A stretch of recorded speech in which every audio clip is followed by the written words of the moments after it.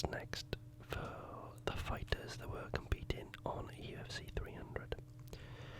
So what we'll do is we go through each fighter. I'll put their name up here. And then I'll have about 3 replacements, or 3 opponents, potential opponents for them next. And we'll go through like why I think them opponents might be a good match for them next. You know, the next step for them and the right step for them. So and the right step for the UFC too. Okay, so we'll just go through the first fight of the night to the last. Okay, so the first fight was Figueiredo.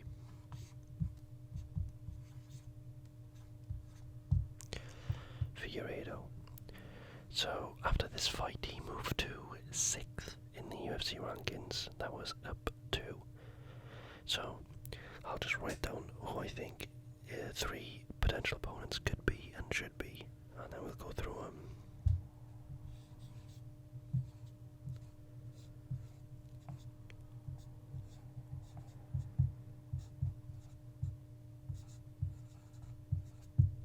That's one.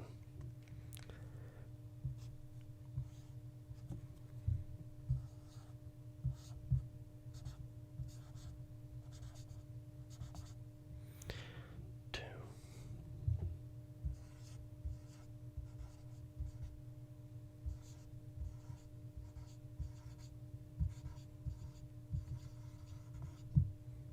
3.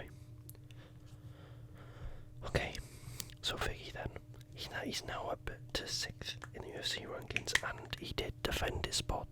So I think Figgy's got to move up again. He's got to challenge the people above him. So first one we got is Oliveira. He's ranked 4th, so that's up 2 from what Figgy is now.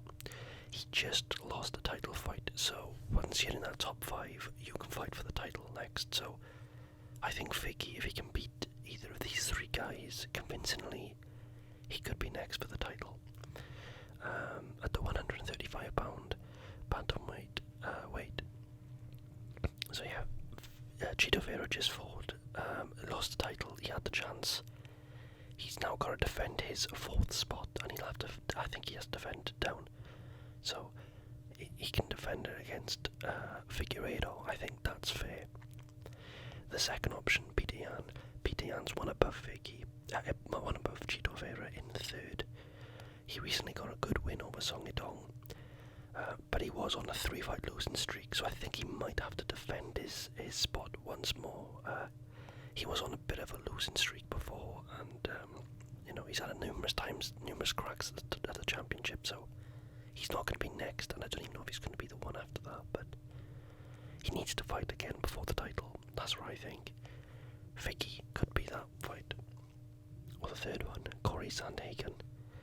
He's on a 3-fight win streak. He's on the cusp of a title fight, but he probably needs one more fight before getting that title fight. This fight with Figgy could be a title eliminator fight. So I think that's a pretty good 3 options for Figgy. Okay.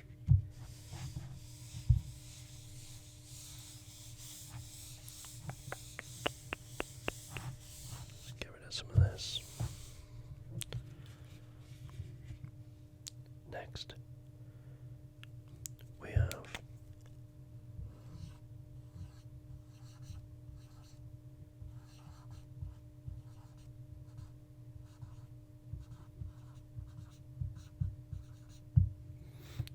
Cody Garbrandt. No, I spelled it wrong. It should be a D. Okay. What's next for him? So these are the 3 potential fights that I've got for him.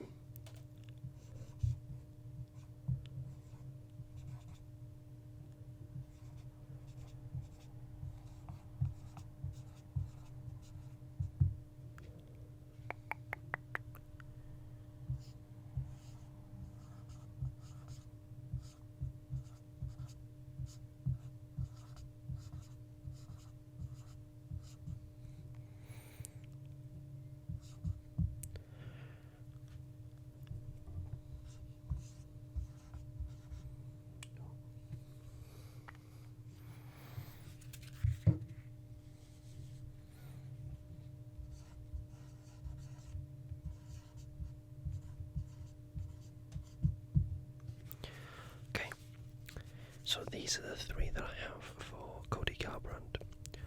We have Arman Tsarukyan, Peyton Talbot, Davy Grant. Where's Talbot? Sorry. Okay. Arman Tsarukyan then. Why? He's on a 4-fight win streak. He's not in the top 15 yet, but he is on the come up. He's on a 4-fight win streak. This is to be, I think this fight, if Cody versus Arman Tsarukyan, it kind of shows where Cody is and where Arman is. Cody's just outside the rankings. Arman's a little bit further behind. But I think whoever wins out of these two guys, if they fought, would fight for the would fight a top 15 guy next, because Cody just versed Figgy, who was ranked 8th. That's maybe a little bit step up for Cody at the moment. He needs to get back onto his winning ways again. Take someone a bit lower down, and Arman Tsarukyan, and whoever wins gets a top 15 opponent. And kind of similar reason for Peyton Talbot, if I'm honest. This would be a big test for Peyton. He hasn't fought anyone the size of Cody Garbrandt before. They're both good strikers. It should be a fan favourite fight. But Peyton Talbot is the younger up-and-coming fighter, and Cody Garbrandt's, it's almost as if Peyton's going to try and make a name of Cody, or is Cody going to be the older guy that's going to say, no, you're not ready yet. This is the fight that I'm actually most looking forward to, I think. Or the third one is Davy Grant. He's 3-3 in his last 6. He's still up there, top 25 in the UFC. It's a bit more of a winnable fight for Cody compared to these two, I believe. And, that could be, the fight to get Cody back on the horse, back in the winning column. So, and Davy Grant is British. We could have Cody turn around and come back in for UFC Manchester. And I've got a couple of people, scheduled for that, with UFC Manchester in mind, being British and all that. Okay, I don't want it to be too long. Next is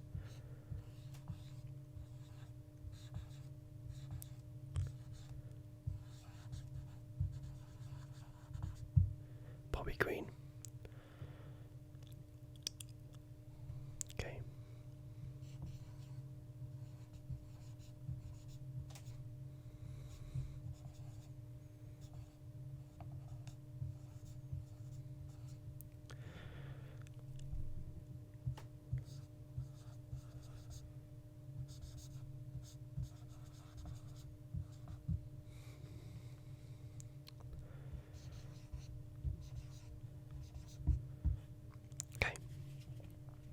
Excuse the awful handwriting, by the way. Okay, for Bobby Green then. So Bobby Green is now ranked 15th. Paddy the Baddy have just come off a win over Tony Ferguson. So even though Paddy the Baddy isn't ranked, he's probably got more stock than Bobby Green, I would say. Bobby actually called out Paddy the Baddy, and it would be a big fight for both of them. It'd probably be on a main event card in London or Manchester or something like that. It'd probably be a main event card for almost anything, I would have thought.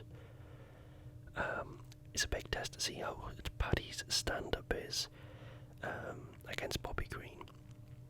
And if Paddy wins, he's top 15. And if Bobby wins, Bobby shows again that Paddy isn't on the level of top 15 caliber yet. And then he can start looking to work his way up the rankings again. Second one, Joel Alvarez. He's won 5 of his last 6 fights. His only loss is to the number 1 contender, Arman Tsarukyan. I think he just deserves to fight a top 15 fight. And I always think that Bobby Green is a very good test to see how guys are. Bobby Green only kind of loses to the top 10, top 12 guys. He doesn't really lose to many people outside of that. So it'll be a good test for Joel Alvarez. He tried to have a test with Arman Tsarukyan. He didn't succeed, but, has gone back on the horse and got a win in his last fight. he deserves to fight at top 15 next. But I always believe that if you defend your position, you get to look to go up. And I think there's not many options above, because everyone in lightweight is either fought or is about to fight. RDA is 14th. I don't mind Bobby Green fighting RDA, and the loser has to defend their position in the top 15, and the winner has to fight someone above them in the rankings. That is my thought process on Bobby Green. What I'm looking forward to most is probably that, and I can imagine them doing that, and I think the UFC broadcast even mentioned it before Bobby Green even done anything, so that'd be good.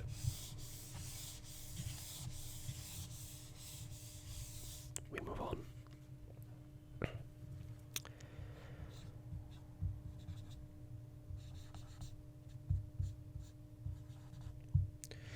Excuse the handwriting again, it's so annoying. Okay.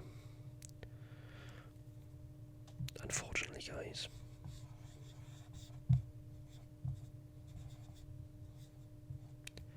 That's one of them.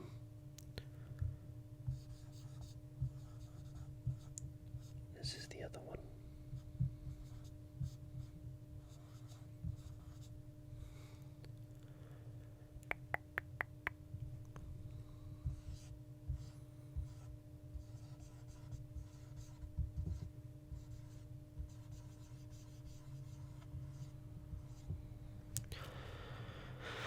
Okay, I need to really work on my handwriting with this thing.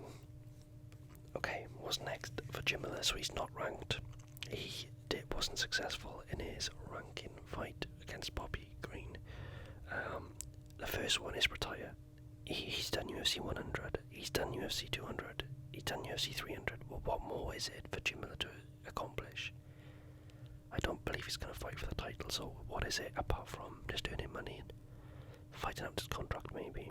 So, I guess, the retire one is not because he's done, it's just like what's left. He's 40 odd years of age. He deserves to retire and enjoy himself, but if he's insistent on fighting, I think these two guys would be good. Mark Diakese, again, a respectable name. He's won and lost here and there. UFC Manchester's in the summer is enough turnaround for Jamahal to get ready for UFC Manchester. And Mark Diakese is, like a veteran in his own right. He's not some young buck that they're just going to feed Jamahal. I don't want Jamahal to be fed to the wolves. This one's a good one. And if you do want to feed Jamahal to a young person, Claudio Puelles. Claudio has lost his last 2 fights. And I think if Jamahal wins, Claudio Puelles gets cut because he's boring. But if Claudio Puelles wins, then he has to fight another fight before attempting to fight in the top 15 again. I think he is insisting on fighting again. I would like to see Mark Diakese and Jamahal fight in Manchester.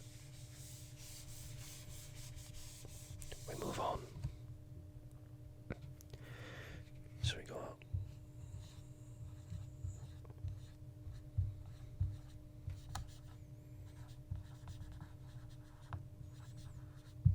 Jessica Andrade.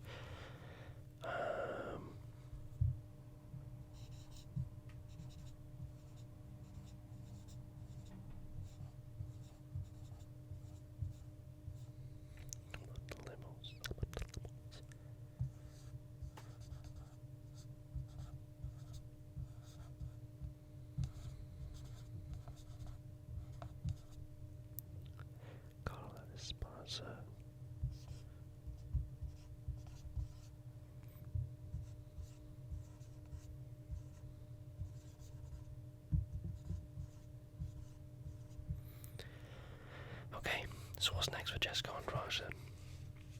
Amanda Lemos again. Andrade won back in 2022, but since then Amanda Lemos have been on a bit of a tear. She did actually fight for the world title and she lost it, but she has won again recently, and she might want to like exact revenge on Jessica Andrade. So I don't think either of these are going to get a title fight next. So maybe you put these two against each other and they verse each other for the title fight for like a number 1 contender spot. Next, Kayla Harrison. She's been off for a while, but her last fight was defending her belt, in which she lost against Zhang Weili. And despite both of them have been in the UFC for a long, long time, being right at the top, they have never fought each other. So I'd be interested to see Kayla Harrison and Jessica Andrade fight each other. Esparza has been off on a child, but I think she has expressed she wants to come back like mid-2024, so that would work perfectly for Jessica Andrade to come back too. Last one, Virna Jandiroba. Both of these girls are in the top 5 of the division, and Virna has won 4 of her last 5 fights. She deserves a real big name next, or a big fight next. So, yeah, that's what I believe for Jessica Andrade.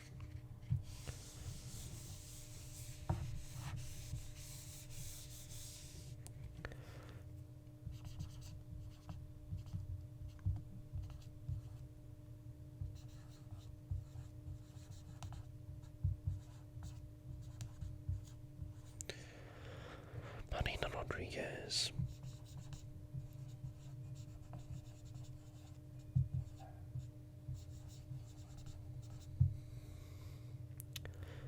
Mackenzie Dern.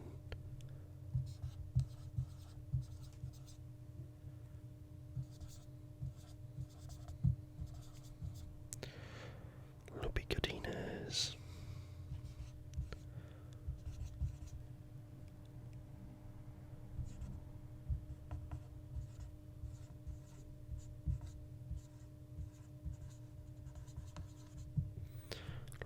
Look on me. Bear with me 2 seconds.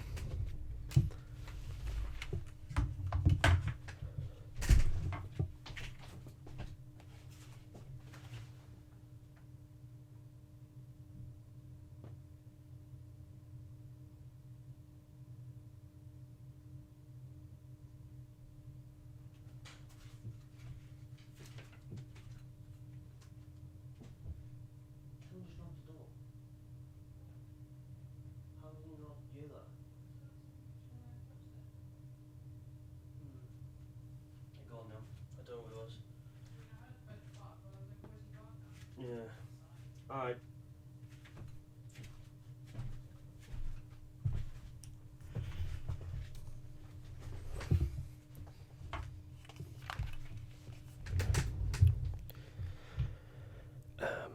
Marina Rodriguez beat Mackenzie Dern back in 2021, but they both ranked 6 and 7 in the UFC, so it's again one of those cases where fight again, the winner fights up the rankings, the loser defends their position, they fight down.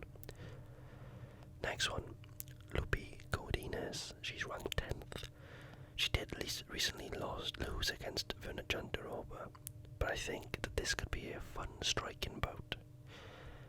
And the next one is a bit of an out there pick, and it's Loma Lookboonmee. Now Lookboonmee is on a 3-fight win streak of her own. I think she deserves a crack at the ranked opponent now, and every opponent past Lope Godinez are already booked, so, you know, just trying to work your way up on who's going to fight who. She might get a, you know, and I find that women's MMA does that quite a lot, where they would fight higher ranked opponents, like in like 4th, 5th, 6th, would fight an unranked opponent all the time, so that could be one. We move on.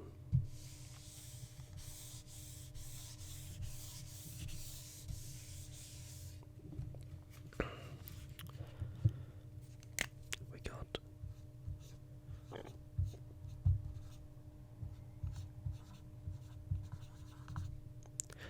Jaylen Turner.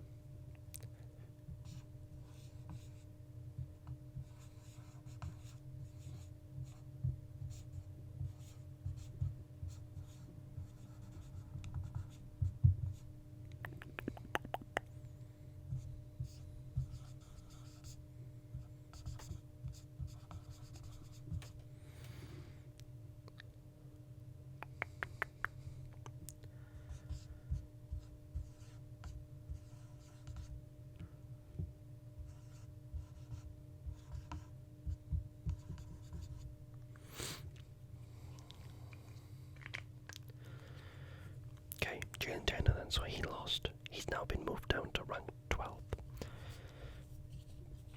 He could fight someone like Benoit Saint-Denis. They're both ranked fighters between 10th and 15th. And again, it's one of those things. Fight each other. The winner tries to fight their way up into the top 10. The loser defends their top 15 place. That's how I think the way it should go. Or, if you want to skip that, Jaylen Turner doesn't deserve to fight up again. That's not happening, so what he's going to do is either fight Joel Alvarez or Figueiredo. And they both have similar reasons, and I've mentioned Joel Alvarez before for Bobby. I think he deserves a chance at the top 15. And Figueiredo's the same thing. He's on a 3-fight win streak. He's fought decent competition so far. And just, these people deserve to test themselves against, the lower end of the top 15. So, yeah, they are who I think Jaylen Turner should fight. We move on.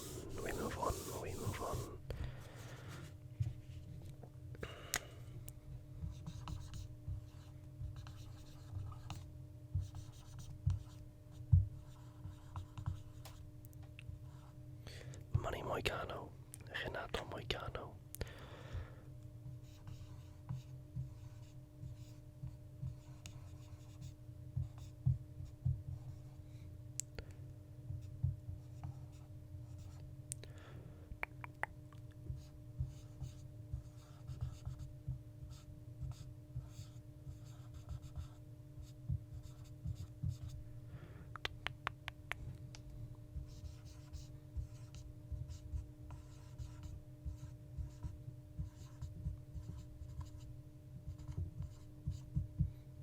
Okay. For Money Moicano then, Rafael Fiziev, he'll be fighting up. There's a striker and a grappler fighting against each other, so that'd be interesting.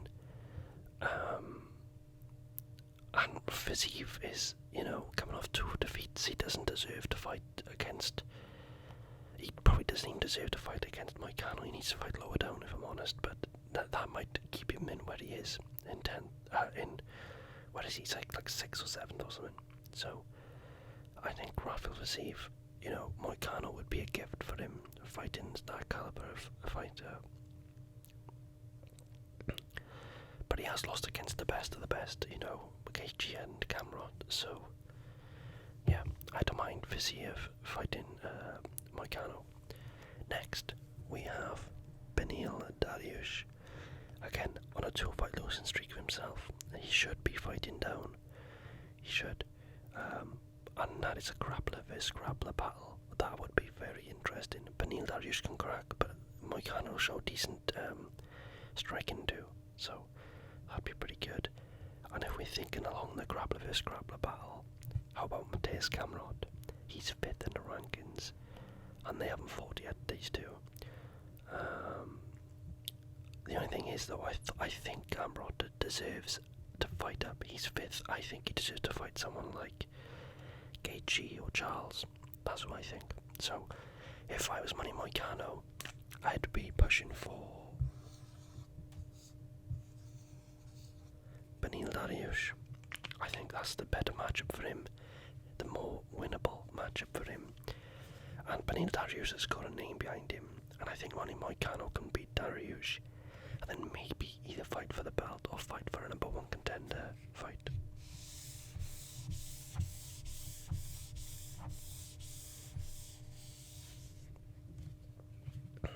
We move on.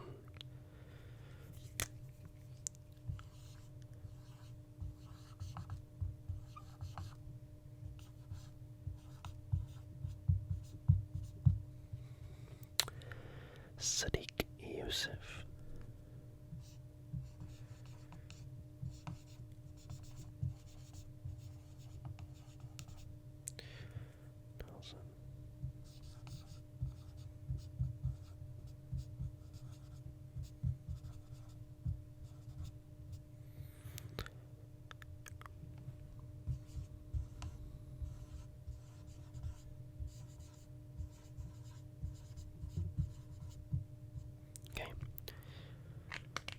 So for Sadik Yusuff then, Sadik's just lost against Diego Lopes.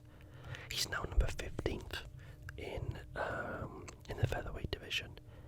He needs to defend that rank. He just lost, so he needs to defend his position in the top 15. First of all, Kyle Nelson. He's on a 3-fight win streak of himself, and his last fight was a first round KO. So that could be some sort of like an opportunity, because he deserves that for having a first round KO last time. Next, Nate the Drain Landwehr. He hit Nate his must-see TV. He did make a comeback, beautiful KO over Jamahal Hill's last outing. Nate the Drain, I think you could sell that to anyone. Sadik Yusuff versus Nate the Drain, it sounds like an amazing fight. I think that would be an awesome fight. I'd love to see that on like the undercard of a pay-per-view. Next, Sean Woodson. I feel like this guy, everyone's avoiding him. He's very tall, he's lanky, and he's undefeated in the last 5 fights. He deserves to try and get himself into the top 15. That's what I think. With Sadik Yusuff. I'm conscious how long this is going to go, so I'm trying to make sure I don't run too over.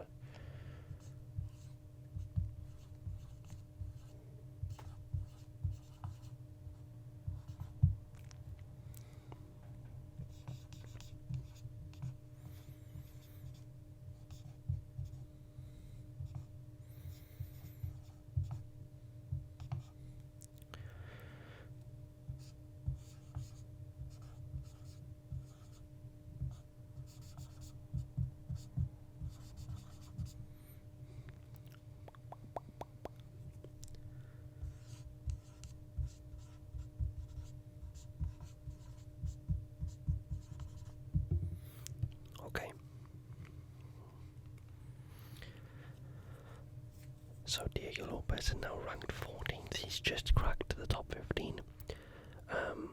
The first one is Movsar Evloev. So Evloev was Diego Lopes' first fight inside the octagon for UFC. It was a close fight, and with which Lopes did lose, but it was on short notice for Lopes. Evloev had a training camp and everything. Diego Lopes just came in on like a week's notice and fought a really tough, good fight. So I think Diego Lopes could earn a rematch. The only thing is Movsar is ranked really, really high, so I don't know if he'll get that. But we'll move on. Second, Bryce Mitchell. I think there's 2 big names here, Diego Lopes, Bryce Mitchell, 2 big names in the top 15. And I think that would be an awesome fight to put as an undercard or main event. Undercard probably, maybe first fight of the main event on the Conor McGregor Michael Chandler card. That'd be pretty cool. And look, Calvin Kattar, he's ranked above Diego Lopes, but he's just lost. He lost against Aljamain Sterling. He needs to fight down to keep your ranking, in my opinion.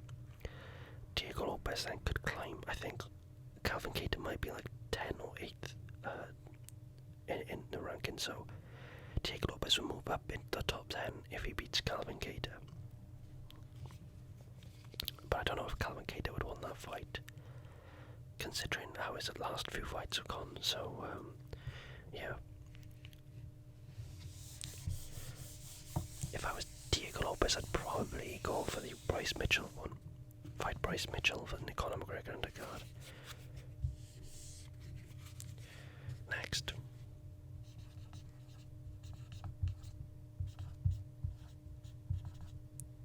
Okay.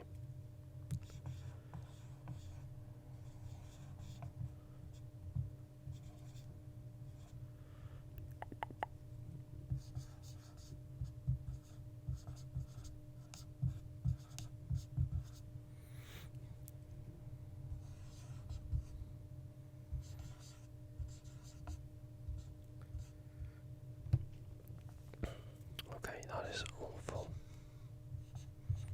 Nice. Retire. That's the first one. I mean, Dana said so. Dana said he wanted it to retire. But look, she is still in the top 6 though, so she might not want to be retiring. But I don't want to see Holly Holm against like young, angry up-and-comers. I don't want that. I want Holly Holm in fun matchups against other legends. So that being said, Miesha Tate, rematch of the person who dethroned you back in 2016. Miesha Tate beat Holly Holm to win the title back in 2016. That would be a pretty cool rematch to have, I think. Both getting older now. Next as well, Jermaine Durandamine. Again, a rematch of a fight that happened back in 2017. Jermaine Durandamine still ranked in the top 15 too. So, yeah, again, 2 big names there that I think Holly could fight. They're older. I think Jermaine Durandamine is like 39. Miesha Tate's getting up there. Holly Holm is like 85. Or retire if she's had enough. Retire. She's in the Boxing Hall of Fame. She'll probably be in the UFC Hall of Fame at one point for that head kick knockout over Ronda Rousey. So, yeah, that's what I would do if I was Holly. Okay, next we have the big Kayla Harrison. Oh, what do we want for Kayla Harrison? Well,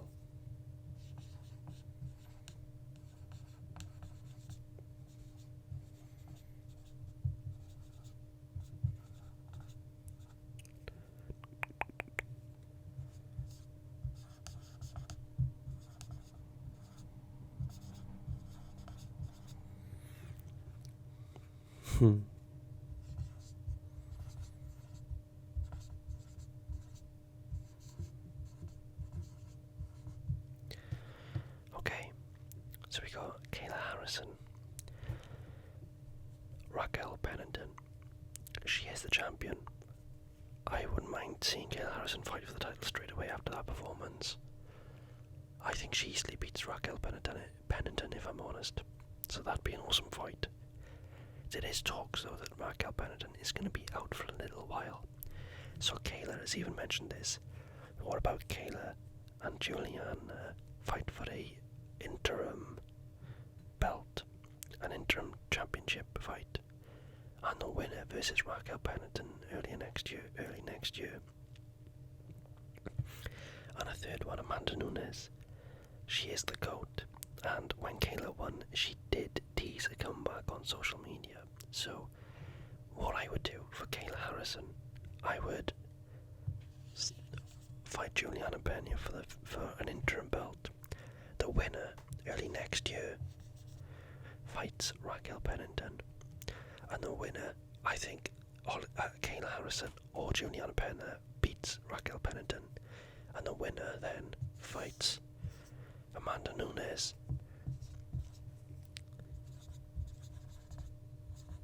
Summer 25 in like an international fight week or something like that for for Amanda's comeback. There you go. I just laid out the foundations for him. Next, we have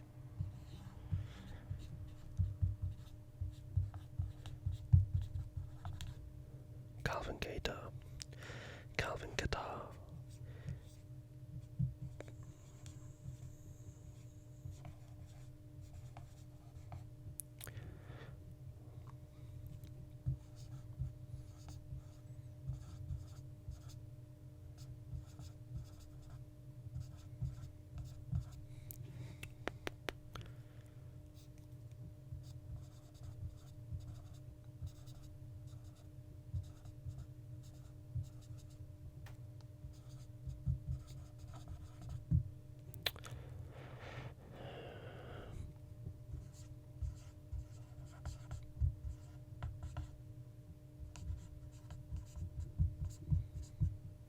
Okay, so we got Diego Lopes. I've already mentioned my reason why for that. Edson Barboza and Lerone Murphy winner. Both, whoever wins out of them two will be the lower end of the top 15, between 10 and 15. I think Keita against one of them would be pretty cool. the next one I don't mind either is Sadik Yusuff. Although I think I would prefer for Sadik to fight a lower ranked guy. Like that's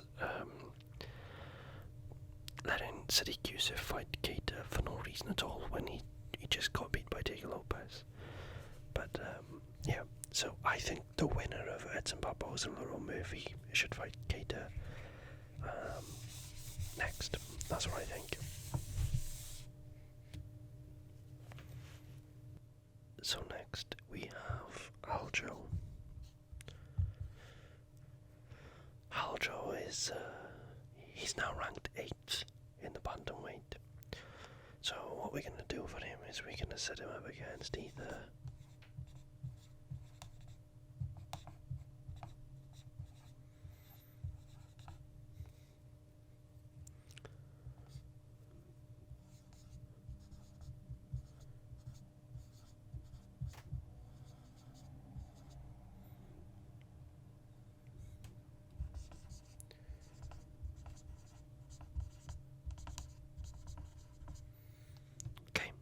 so I think Aljo should face either Movsar Evloev, Brian Ortega, or Arnold Allen.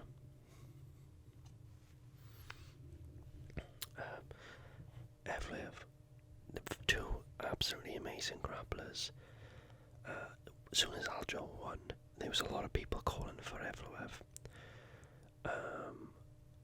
And I think Evloev is like top 5, so that'd be a step up for Aljo. Brian Ortega, yeah, that would be an amazing ground game fight. And usually when two grapplers come against each other, it turns into a striking battle, so that'd be a nice stand-up fight, maybe, probably not. But if Aljo beats either of these two, I think he should fight for the title next. Or if you want to give Aljo a little bit of a harder run, give him Arnold Allen. I think Arnold Allen will be way more difficult than Kattar. I think Arnold is a better grappler and has more dog in him. And Arnold Allen is 2 places above Aljo. So, yeah, I think either of them 3 are a good suit for Aljo next.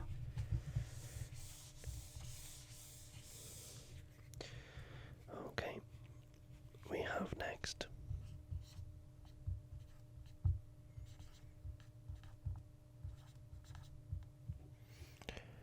Jiri Prochazka.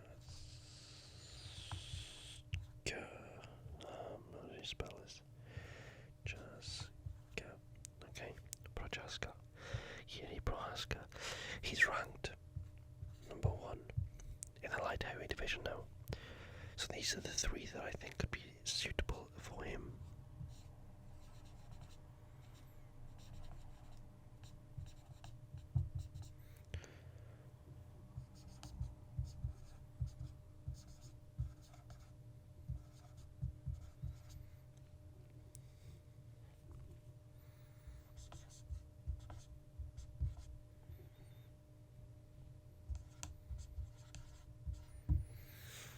We got Jamahal Hill, Alex Pereira, and Magomed Ankalaev. Jamahal Hill just lost to the champion. I think if Yiri fights Jamahal and beat him, he should get a title shot. Jamahal will probably have to fight another fight before getting a title fight, and that's kind of why I haven't put Alex Pereira as number 1. Yiri had just lost against Alex Pereira, and I don't like people like fighting for the belt, then only fight him once and then get another crack at it. Like, you've got to earn your title shot. However, Yiri did come into the Alex Pereira fight with some injuries, and he beat the number 5th guy in the world. You know, and I think he is a more compelling fight for Alex Pereira than Magomed Ankalaev is for Alex Pereira. People would like enjoy it more. It'd be a way more exciting fight.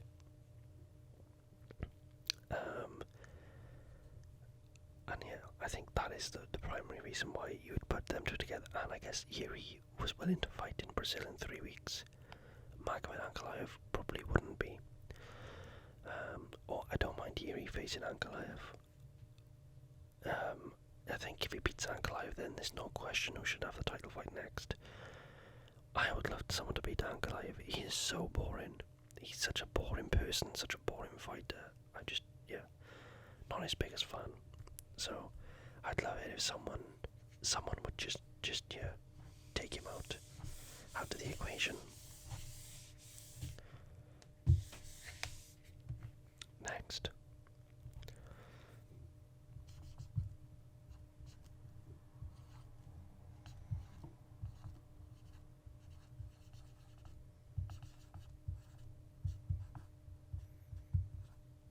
Alexander Rakic.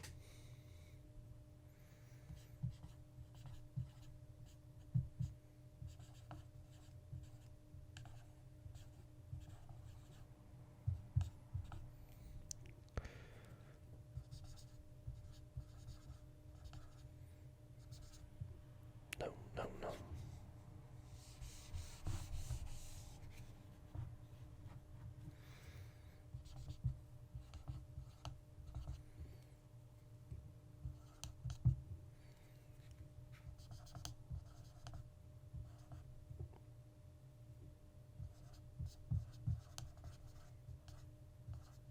Okay, I've just butchered that.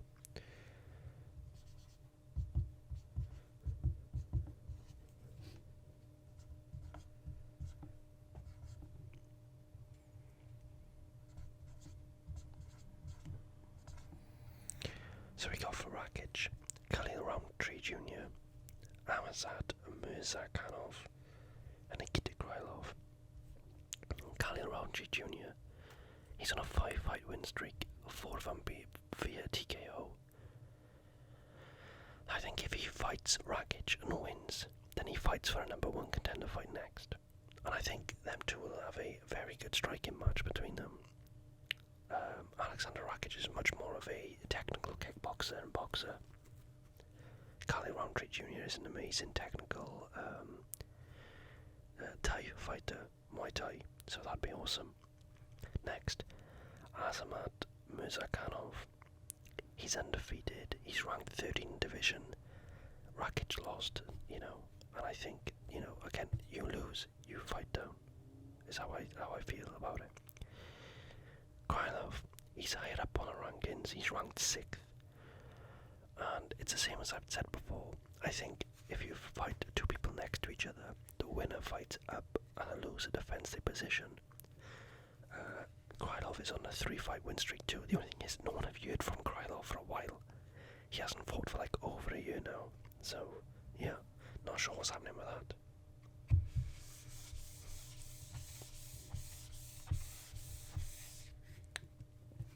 Next.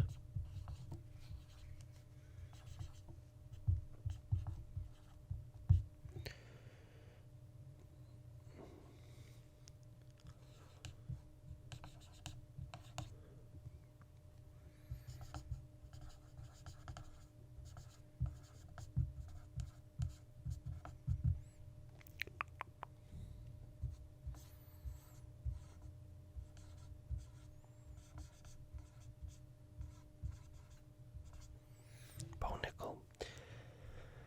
I think Nickal needs to fight up a little bit now. I think in Tapology's fighter ranking, Cody Brundage is like 55, something like that. He needs to fight someone in the top 50 next, in my opinion. He's still early. He's still very early in the game. Don't give him someone in the top 15 next, please. He needs to fight someone with enough experience and a good test for him next, and then maybe one more, and then the top 15. Gerald Meerschaert, coming off a win. He's a veteran, and he's got a great ground game to test Bo Nickal. Bo Nickal's an amazing wrestler, but how would he fare off against an actual black belt jiu-jitsu practitioner? Is he black? I don't know if he's black belt, but he's world-class jiu-jitsu. So Gerald Meerschaert would be a good test for him on the ground. Petrosky has amazing wrestling, very big wrestling. He's a big guy, and I think that'd be a decent setup for Bo to move on if he can beat Andre Petroski. But he's got some knockout power. I think Petroski is like a bit more of an experienced Bo Nickal, but not quite as good, or hasn't got as high of a ceiling. So that'd be a good test to see how they are. And Jacob Malkoun, he's coming off a win, TKO win. And I think Bo needs to fight someone in the top 50. He would be the top 50 guy, but he's a small step up above who he fought last. I don't mind any of these three. The safer option is Malkoun because he is usually a boring fighter. Meerschaert might be the most dangerous. So it just depends on how the UFC want to go about it for him. Next, we move on to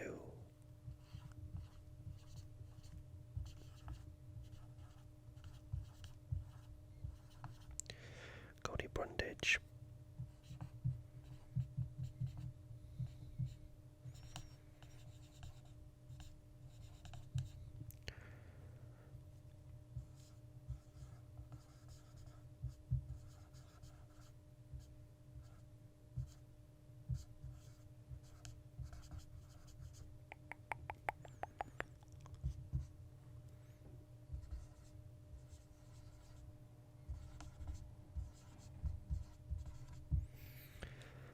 Cody Brundage, Eric Anders, Cedric Dumas, Trejongo.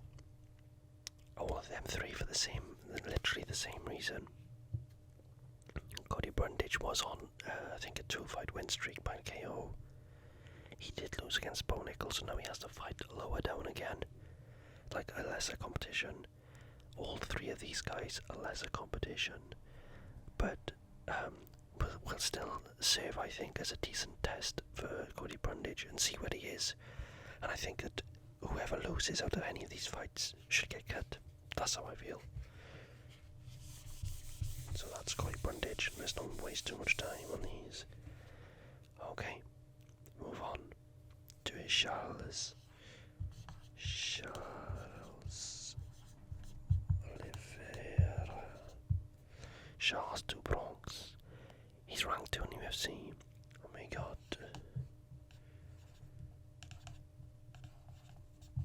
Gamrot.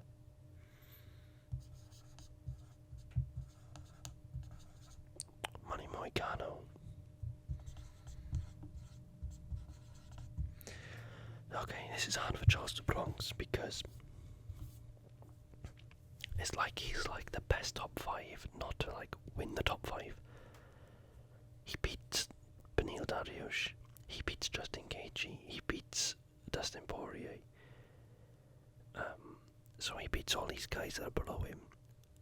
You can't really sell them fights again right now, but Gaethje just had a war, so he's not going to be fighting for a long time. Poirier's got a title shot that he's fighting for. He just versed Arman.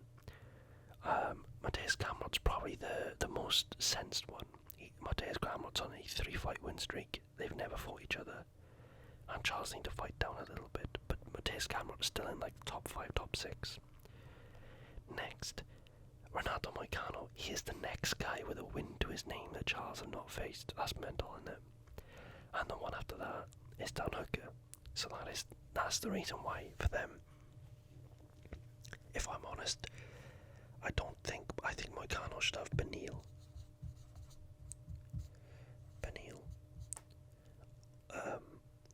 Moicano, Hooker be good.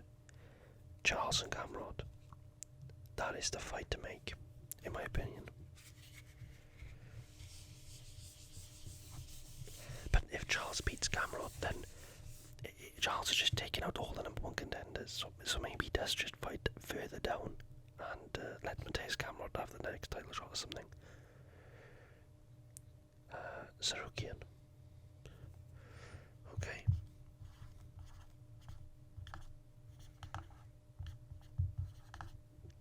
Tsarukyan.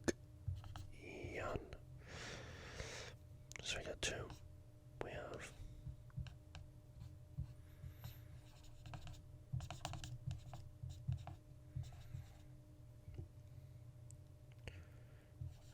Makhachev.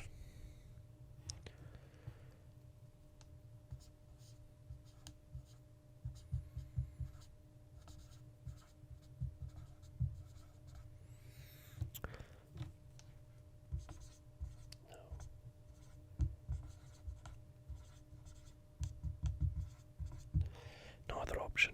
So look, for Arman, he has to fight either these two. Islam and Dustin are fighting each other early June. Tsarukyan just needs to wait. And the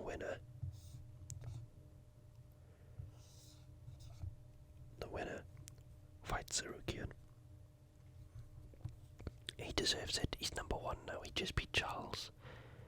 The winner of Islam and Dustin faces Tsarukyan for the next title fight. There is no other option for him.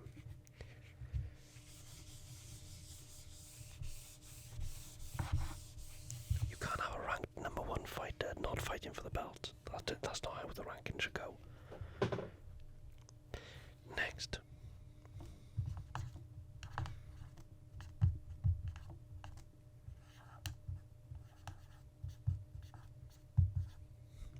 KG. We have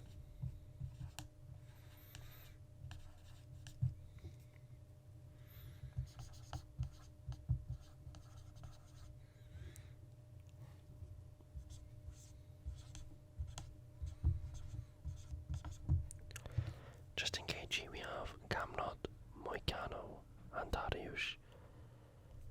Gamrot, again, he's won 3 in a row. He's consistently fighting people below in the rankings. He needs to fight someone above him. He was the backup fighter for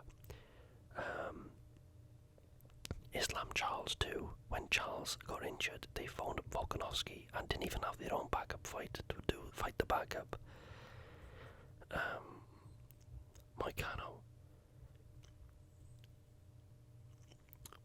Moicano has some hype behind him now.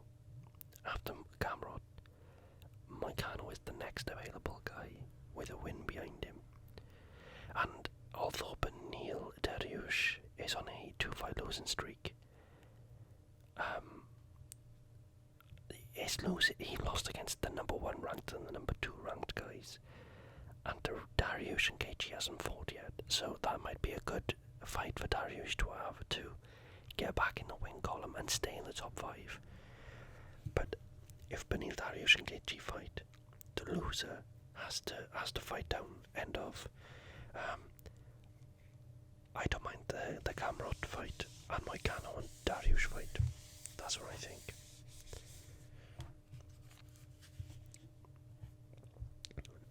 Okay, next we have Max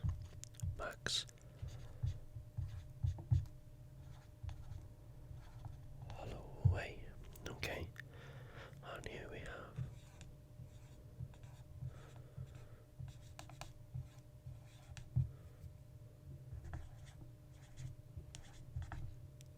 Conor McGregor.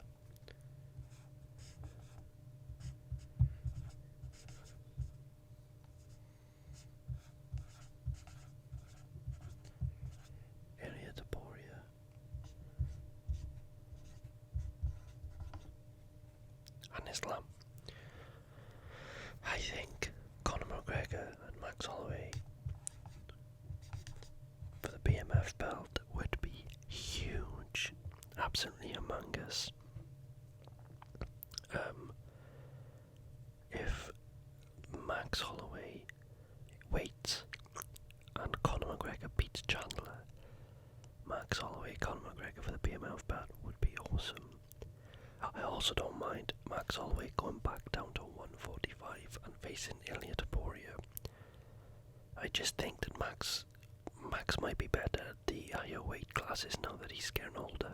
So that's what my opinion on that is. And Islam, I think there's too many people waiting already to fight. You have Arman, Poirier's fighting next. You have Arman, you have Manny Moicano, you have Gamrot. There's loads of people that's like waiting in the looms. So yeah, I'd say Islam is my least favourite of that option.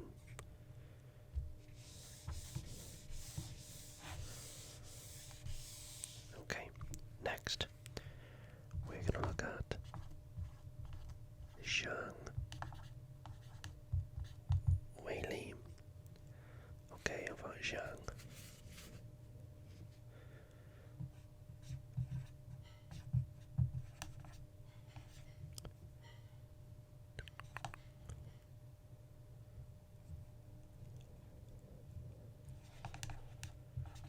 Tatiana Suarez. Shonan Yan. Jessica.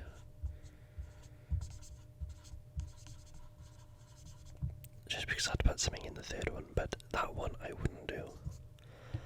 That one I wouldn't really do either, apart from if it was in China.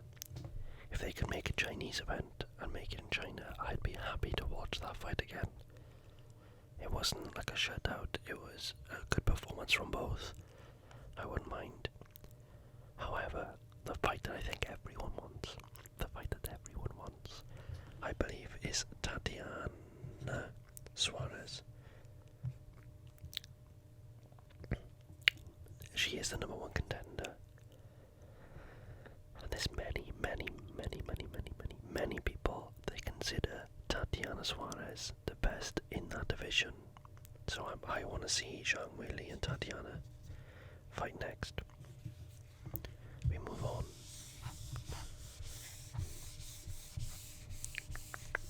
And now we can have a look at Yan Shonan.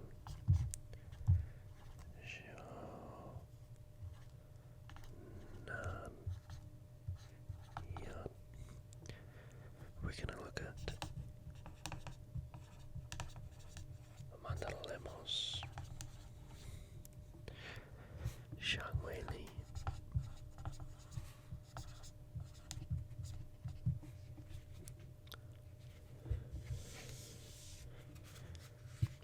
and to throw it out there,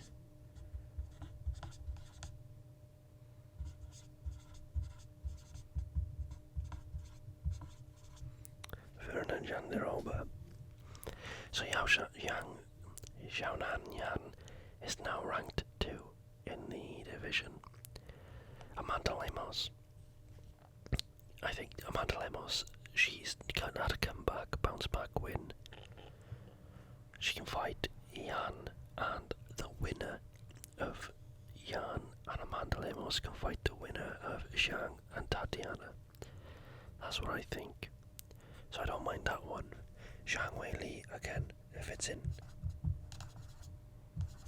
China, I'm okay with it. Last one, Virna Jandiroba.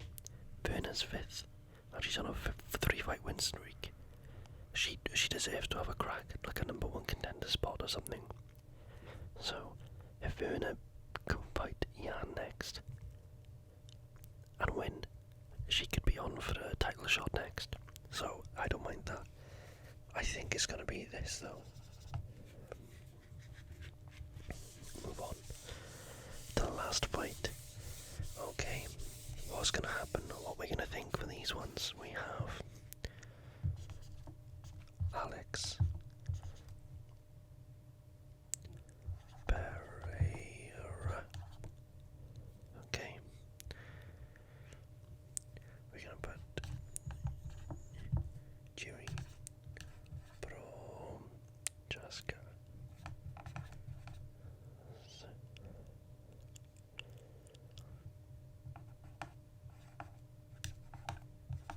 Yiri Prochazka.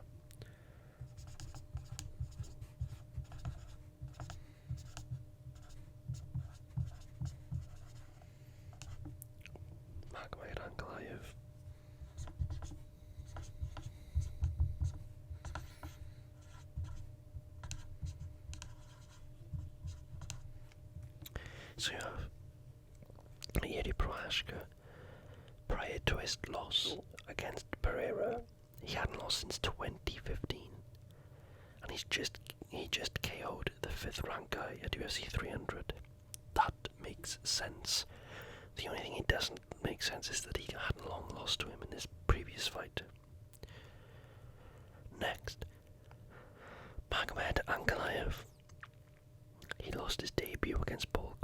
UFC. But he hasn't even lost since. He's on a 12-fight unbeaten streak in UFC. If meritocracy is a thing in UFC, Magomed Ankalaev is a shoo-in for the next fight. And next is a bit of an outside. After Yiri, Khalil Rountree is the next guy on a win streak, apart from Krylov. Krylov is the one in between, but no one has seen or heard from Krylov since March 2023. Rountree fought in December, so Rountree has fought the more recent and has looked really, really good, so I don't mind either of these fights.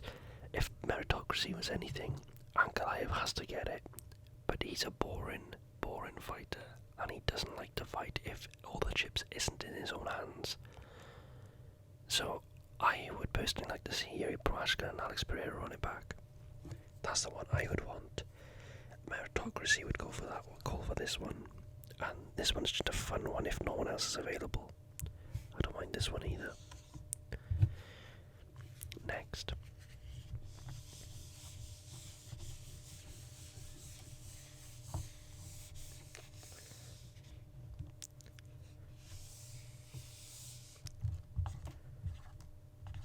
Jamahal Hill.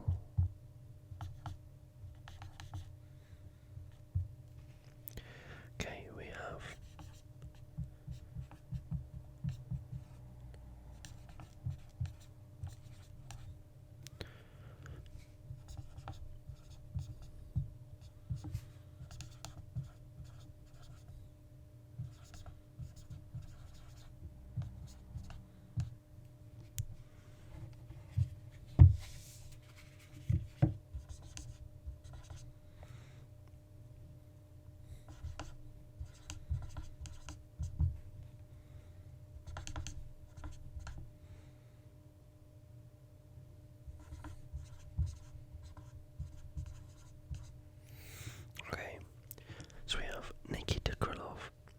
he's on a 3-fight win streak.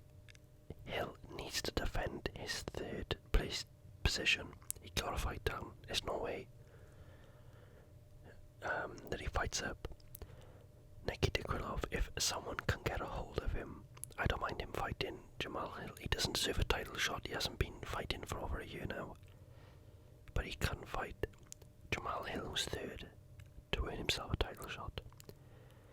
Next, Khalil Rountree. He's ranked 8th on a 5-fight win streak. There's only 5 places between them. They do this regularly. If Khalil Rountree beats Jamahal Hill, I'm happy for him to have a title shot after. And again, Murzakhanov, he's 13-0. He is the next available person after Khalil Rountree, who's on a win streak. So, they are the 3 matchups I kind of like for Jamahal Hill if he's trying to get back within the next 3 to 4 months. They are the 3 that I would choose. If I had to pick one, I'd probably pick Khalil Rountree. This one. Khalil Rountree, he's ranked 8th on a 5-fight win streak. I think he needs a big name next, and if he beats that big name, he gets a title shot. Jamahal Hill could be that big name. And that's it. That's it done. That's all I was picking, all of them. Let's move some of that. If you stuck around to the end, I thank you so much for watching. Yeah, with that being said, guys, as always, I want to wish you a good morning,